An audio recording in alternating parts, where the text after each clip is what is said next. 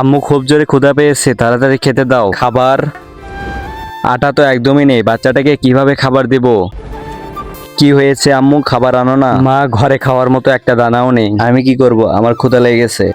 ঠিকাদার সাহেব, আমি একজনের থেকে টাকা নিয়েছিলাম আর সেখান থেকে 1 বান্ডিল টাকা জাল বেরিয়েছে। সে তো মানতেছে না, এখন কি করব? আরে ভাই, এটা তো তোমার অনেক বড় ক্ষতি হয়ে গেল। মালিক, 5টা বেজে গেছে, এখন কি আমি যেতে পারি?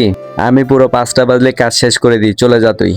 মালিক, আমার মাস পূরণ হয়ে গেছে, আমার বেতনটা আমাকে দিয়ে দিন। বেতন দিয়ে দে না ভাই। এই নে, এখানে 2000 টাকা বাড়তি আছে, পরের মাসে কেটে নিব। জি মালিক, আপনাকে অনেক অনেক ধন্যবাদ। আরে বাহ ঠিকাদার সাহেব, আপনি তো আমার কঠিন সমস্যার সমাধান করে দিলেন। আরে ভাই, করবো না কেন, আমাদের কত পুরনো সম্পর্ক। चलो। अम्मी अम्मी ये देखो। কি হয়েছে হাজরা, কেন কাঁদতাছিস? ওর খিদা পেয়েছে, ঘরে খাওয়ার মতো কিছু নেই। আরে আম্মু, কেন চিন্তা করতেছো? এই দেখো, আমি বেতন পেয়েছি, আমি গিয়ে আটা চাল নিয়ে আসতেছি। আর হাজরা, তুই কাঁদিস না। ভাইয়া, 5 কেজি আটা আর 5 কেজি চাউল প্যাক করে দিন। আচ্ছা, 900 টাকা দাও। 900 টাকা, ঠিক আছে। এই নিন টাকা। আমাকে পাগল মনে করিস নাকি? নকল নোট দিতাছিস? নকল নোট? এটাও নকল?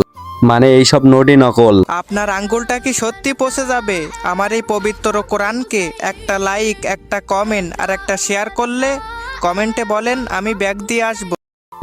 ठेकेदार साहब ठीक। আরে কি হয়েছে? ঠিকাদার সাহেব কোথায়? সে তো চলে গেছে। চলে গেছে? তিনি আমাকে এই নকল নোটগুলো দিয়েছে। আরে পাগল নাকি, তিনি আমার সঙ্গেই তোকে আসল নোটগুলো দিয়েছে। না না, ওগুলো সেখান থেকেই। আরে বাহ, আসল টাকা খরচ করে এখন নকল টাকা নিয়ে এসে ঠিকাদার সাহেবকে বোকা বানাচ্ছ।